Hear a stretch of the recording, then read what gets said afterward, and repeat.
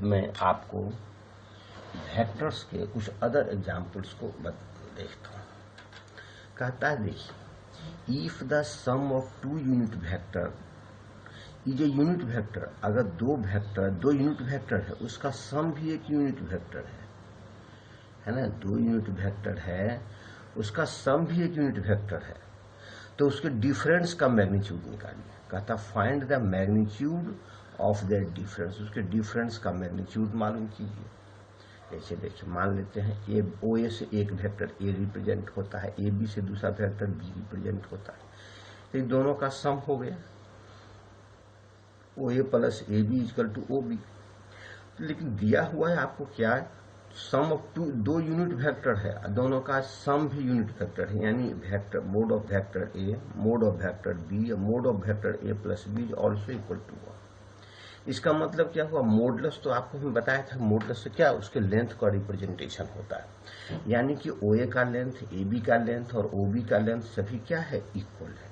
इसका मतलब ओ A B कैसा ट्रायंगल हो गया, इक्विलेटरल ट्रायंगल हो गया। तब ओ ए बी जब इक्विलेटरल ट्रायंगल हो गया, तब देखिए अब यहाँ चलिए फिर ओ ए बी इक्विलेटरल ट्रायंगल हो गया, तो यह एंगल कितना हो गया 60 डिग्री, यह एंगल 120 डिग्री।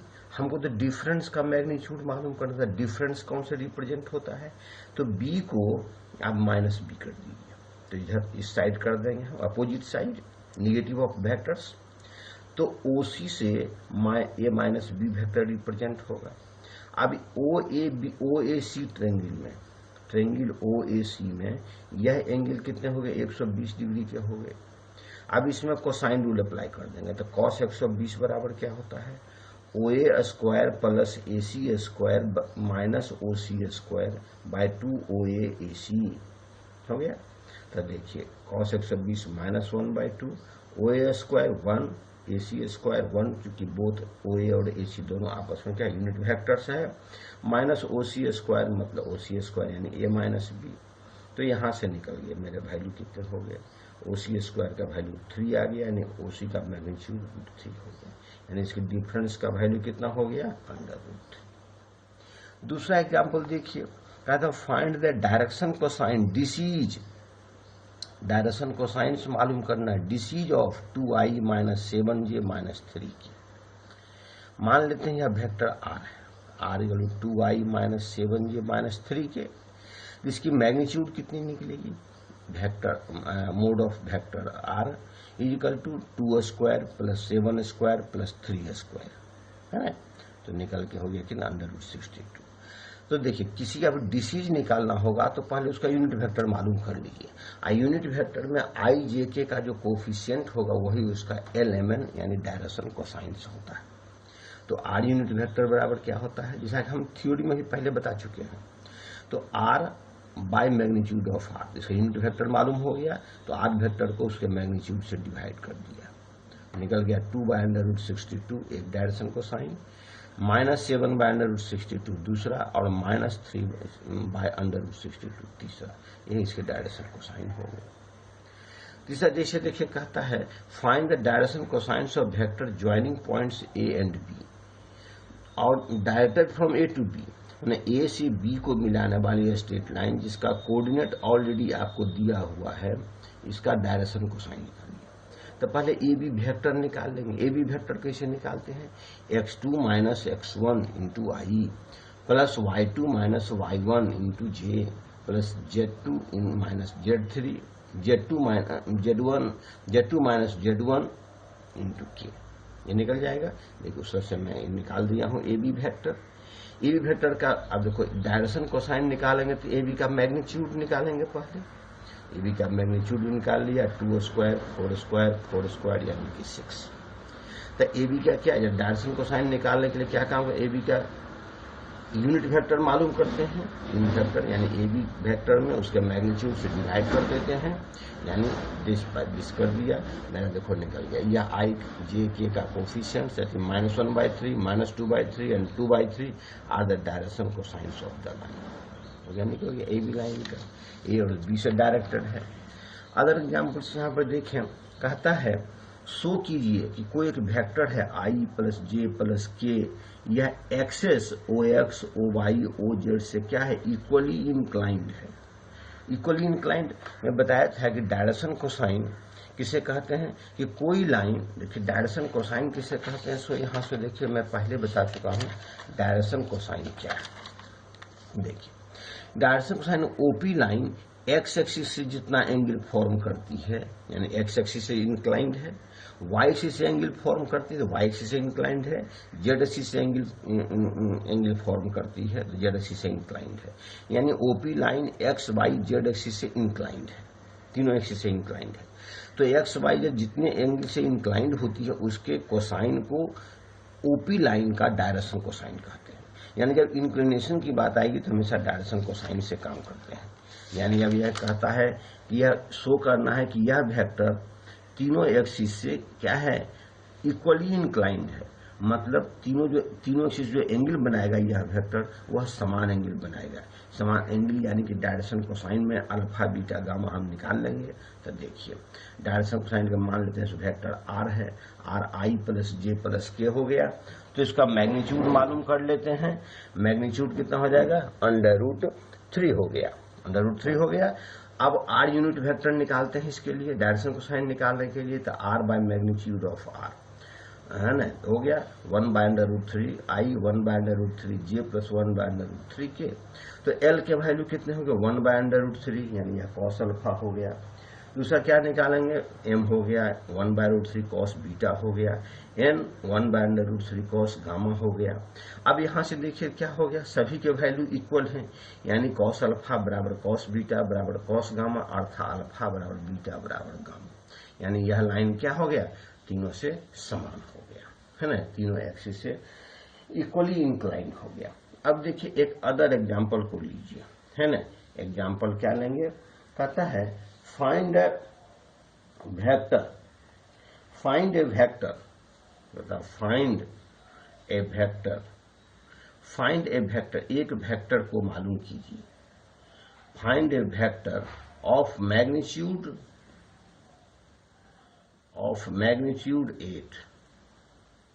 8 ऐसा एक वेक्टर मालूम कीजिए।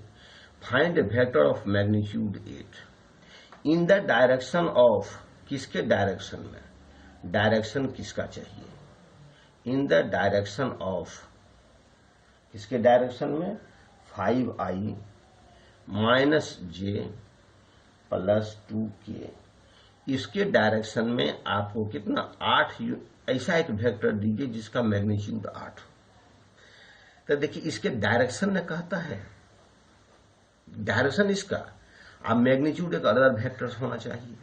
तो डायरेक्शन से हमेशा क्या करते हैं, इस मैग्नीट्यूड को मल्टीप्लाई करते हैं, डायरेक्शन वहां निकालते हैं, कैसे उसके यूनिट वेक्टर से मालूम करते हैं।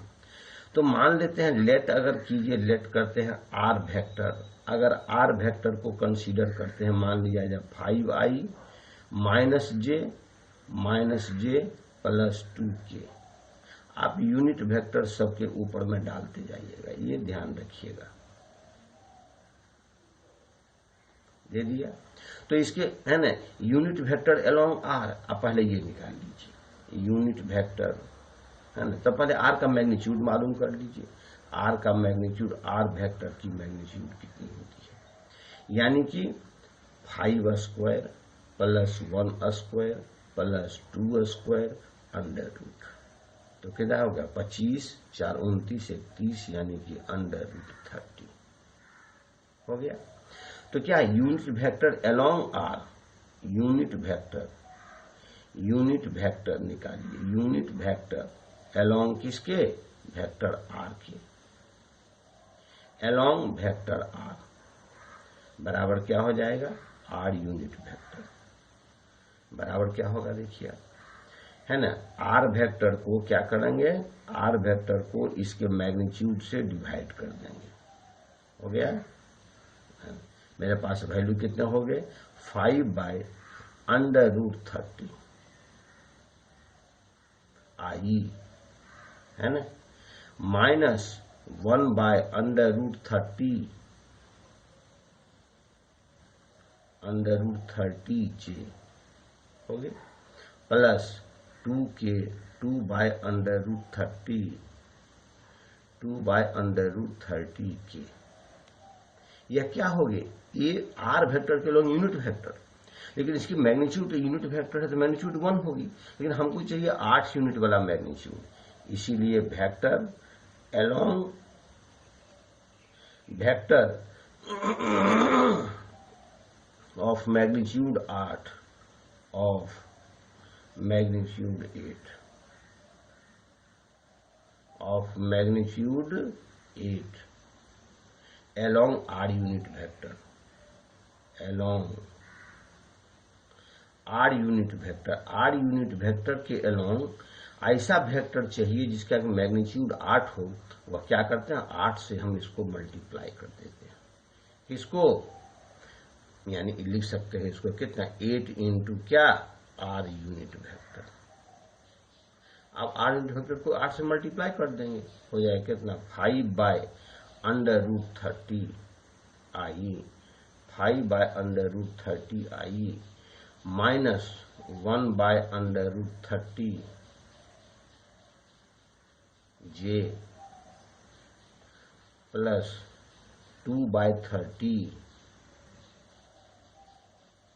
प्लस 2/30 के। यह आपके पास क्या हो गए, रिक्वायर्ड वेक्टर्स हो गया। इस तरह से इसको आप निकाल सकते हैं। जैसे देखिए क्वेश्चन एक और हम लेते हैं।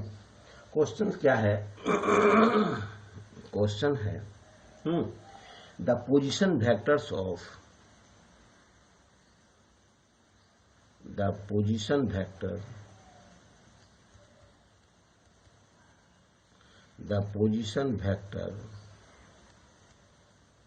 of P, Q, R, S, R, 4 point है। 4 पॉइंट का पोजीशन वेक्टर देखिए क्या है, I plus J plus K, एक हो गया 2I plus 5J, 2I plus 5J,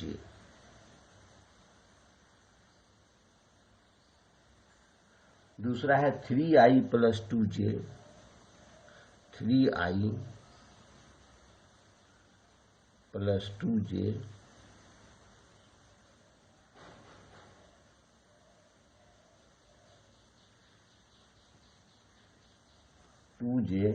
minus 3K,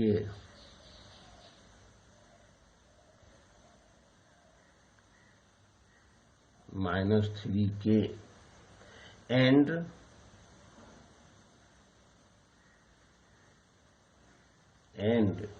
I minus 6J, I minus 6J minus K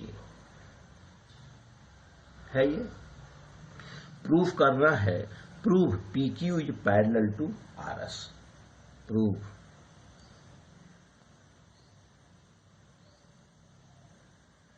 prove that PQ is parallel to RS, PQ है ना, is parallel to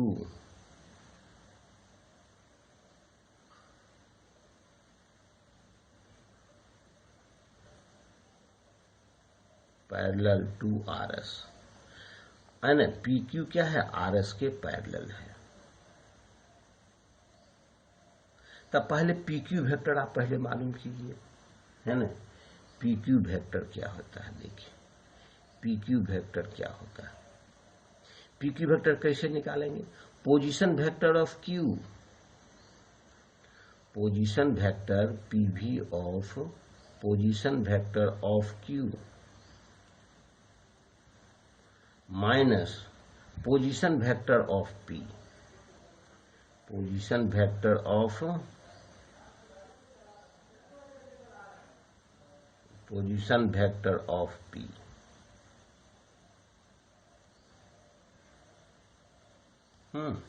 तो Q के position क्या, देखिए P के पोजीशन वेक्टर्स कितने हैं, इतने हैं। Q के पोजीशन ये है, तो P का पोजीशन हो जाएगा 2I प्लस 5J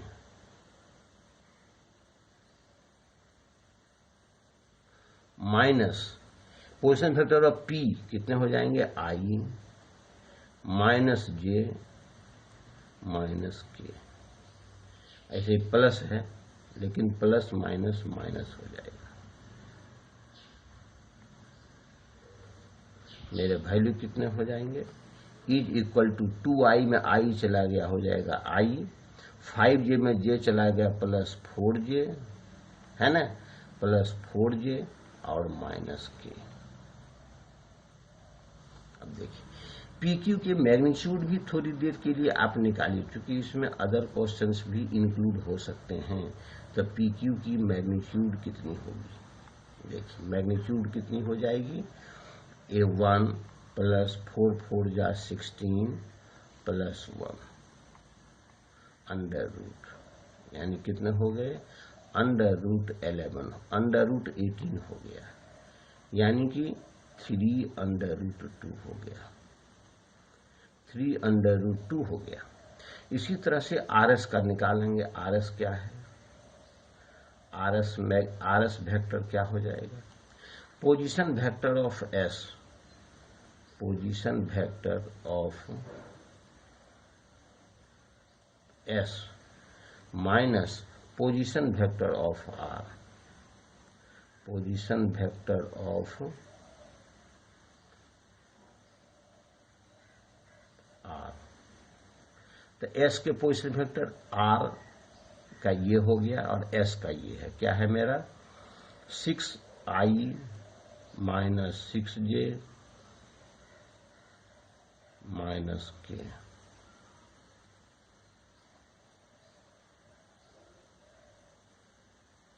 माइनस मेरे पास कितने हो गए 3i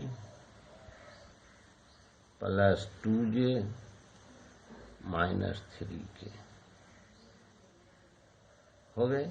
अब इसमें i में से 3i चला जाए, हो जाएगा minus 2i, minus 2i, 6j minus 2j minus 8j, minus 8j हो गया, माइनस के माइनस प्लस 3k यानी माइनस माइनस प्लस 2k। अब देखिए इसको आप अगर माइनस 2 कॉमन निकाल लें, माइनस 2 कॉमन निकाल लें तो मेरे पास बचेंगे कितने, i plus 4j, i plus 4j और माइनस के आपके पास बच गया। देखिए ये वेक्टर क्या है, ये वेक्टर है PQ वेक्टर, इक्वल टू क्या माइनस 2 इंटू क्या PQ vector, minus 2 into PQ vectors. यह किसके बदले है, RS वेक्टर के बदले है, RS वेक्टर के बदले है। देखिए one vector is some scalar multiple of others, पहले बता चुके हैं। अगर एक वेक्टर दूसरे का स्केलर मल्टीपल होता हो, इसीलिए क्या आ जाएगा, RS is vector, RS is parallel to, parallel हो जाएगा तो किसके, वेक्टर PQ के, वेक्टर PQ के क्या हो गया, यह पैरेलल हो गया। समझ गए इस बात को, तो इस चीज को आप ले सकते हैं। दूसरा जैसे देखिए अदर एग्जाम्पल्स हम कंसीडर करते हैं, मान लीजिए आपके पास कहता है कि सो दैट मान लीजिए the position vectors of the position vector, the position vector of 3 points of A, B,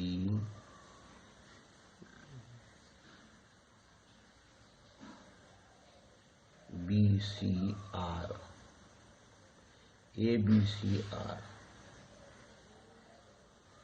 3 point है position of A, B, C, R। मान लिया जाए A बराबर दिया हुआ है, A बराबर दिया हुआ है 3i minus 4j minus 4k, B का मेरा वैल्यू दिया हुआ है, B बराबर 2i माइनस जे प्लस के। सी दिया हुआ है, सी बराबर आई minus 3j minus 5k। Proof करने के लिए कहता है proof that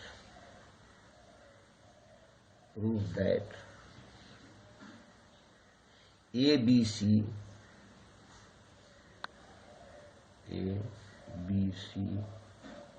is a right angle triangle. ABC is a right angle triangle.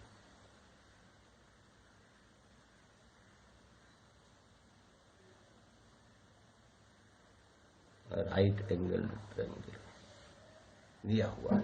तो कैसे हम इसको प्रूफ करते हैं? सो यहां से देखिए, यह हमको तो मालूम नहीं है, मान लेते हैं यह कोई ट्रायंगल ले लिया जाए, कोई इसी प्रकार से जैसे मन तैसे आप ट्रायंगल लीजिए। मान लेते हैं यह है आपका ए, यह हो गया बी, यह हो गया सी। इसके पोजीशन वेक्टर हो गए, मान लेते हैं वेक्टर ए, यह चलिए क्या वेक्टर ए हो गया। यह मान लेते हैं वेक्टर बी, यह लेते हैं, चलिए यह वेक्टर बी हो गया। और यह मान लेते हैं वेक्टर सी, तो यह वेक्टर सी हो गया। तो इसके जब राइट एंगल ट्रायंगल हमको प्रूफ करने हैं, तो राइट एंगल ट्रायंगल कभी होता है, हमेशा वो पाइथागोरस थ्योरम को अप्लाई करता है।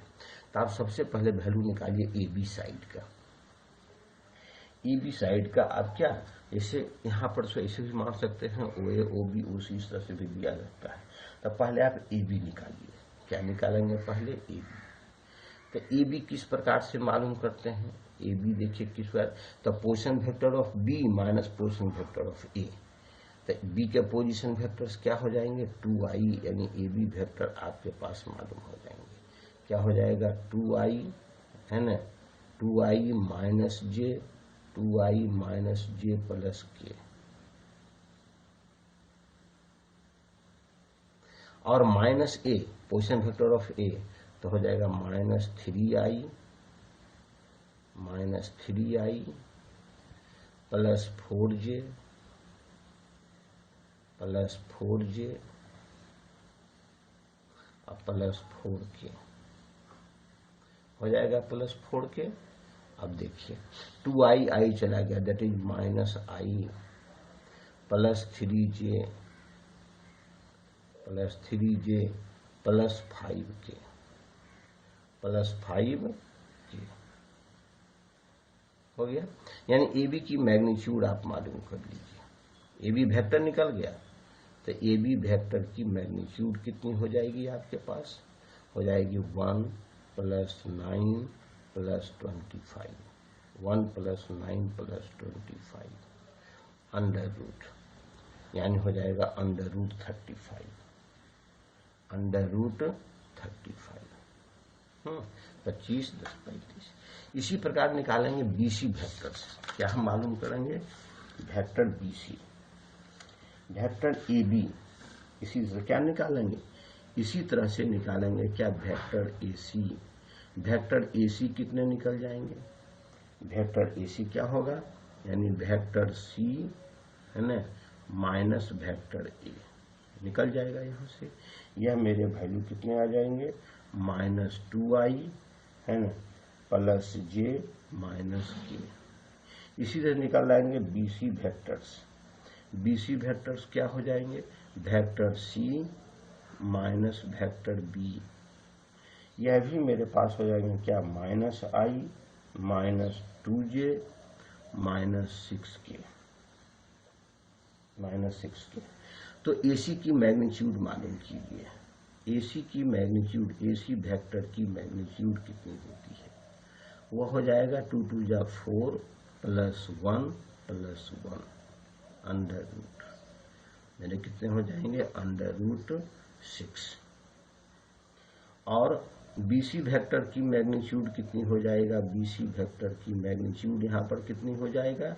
ये हो जाएगा 1 प्लस 4 प्लस क्या? 36 अंडर रूट, यानी हो जाएगा अंडर रूट 41। अब यहां से देखिए पाइथागोरस थ्योरम को जब अप्लाई करता है तो वो राइट एंगल ट्रायंगल होता है। तो यहाँ पर हम देख रहे हैं, यह देखिए मेरे पास कितना है? √35, यह है √6, यह है √41। आप यहां से देख लेते हैं क्या, ए बी स्क्वायर यानी ए बी का स्क्वायर, आप यहां से क्या देखें, A B square plus A C square बराबर क्या हो जाएगा आपके, यानी बी सी स्क्वायर के हो जाएगा। ए बी स्क्वायर हो गया आपको 35, ये हो गया आपके पास 6, ये आपके पास हो गया 41। देखिए पाइथागोरस थ्योरम को अप्लाई करता है, इसीलिए क्या ए बी सी कैसा ट्रायंगल हो गया, A B C is a right angle triangle. समझ, ऐसे ही आपको इक्विलैटरल ट्रायंगल है, right angle triangle, right angle triangle है। इसी तरह से तो राइट एंगल ट्रायंगल प्रूफ करने के लिए इसी प्रकार से आपके पास आगे इक्विलैटरल ट्रायंगल प्रूफ करने के लिए आएगा। कोई क्वाड्रिलेटरल प्रूफ करने के लिए आ सकता है कि क्वाड्रिलेटरल है, इसको इस प्रकार से आप बना सकते हैं। देखिए एक और कहता है ना, और इसमें से जैसे देखिए मतलब दिया जाता है, जैसे देखो 2 एडजेसेंट साइड्स, एक क्वेश्चन है, the 2 adjacent sides of a parallelogram, 2 adjacent sides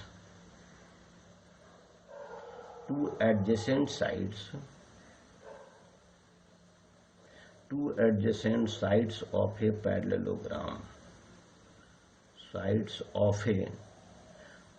parallelogram,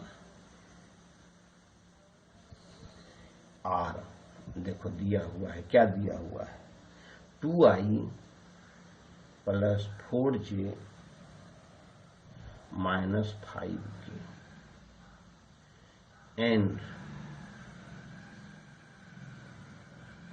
I + 2j + 3k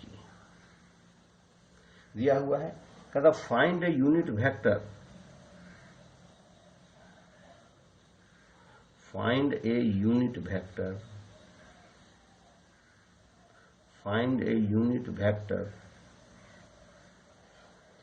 along diagonals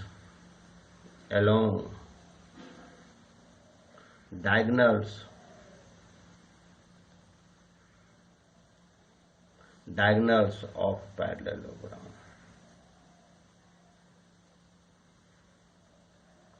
समझ रहे हैं इस बात को, क्या कहता है कि दोनों किसी पैरेललोग्राम के 2 साइड आपको दिया हुआ है। जैसे देखो ये पैरेललोग्राम मान लो, ये पैरेललोग्राम है,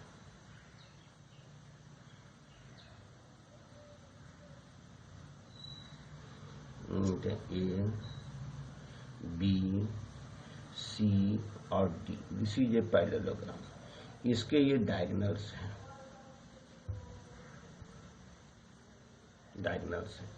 इससे अगर मान ले वेक्टर ए रिप्रेजेंट होता हो, इससे अगर मान लिया जाए वेक्टर बी रिप्रेजेंट होता हो, है ना, तो AC जो ये बी हो गया तो यह भी आपको थोड़ी देर के लिए क्या हो जाएगा, बी हो जाएगा। ठीक है, तो आपको AC वेक्टर क्या निकलेगा, AC वेक्टर जो आपके पास जाएगा डायगोनल्स, AC वेक्टर आपके पास कितने हो जाएंगे, वेक्टर A + वेक्टर B। और DB डायगोनल्स या BD डायगोनल्स, अगर BD डायगोनल्स को अगर हम मानते हैं BD डायगोनल्स, तो BD डायगोनल्स क्या हो जाएंगे, BD डायगोनल्स क्या हो जाएंगे, देखिए BD क्या लिखेंगे, AB + BD = AD, इसीलिए BD बराबर क्या होगा, AD - AB, यानी वेक्टर B, है ना, वेक्टर B - वेक्टर A। इस चीज को आप अप्लाई कर सकते हैं।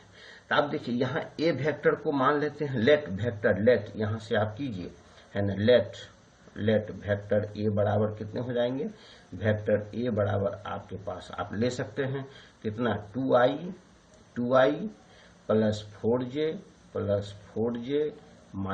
5k।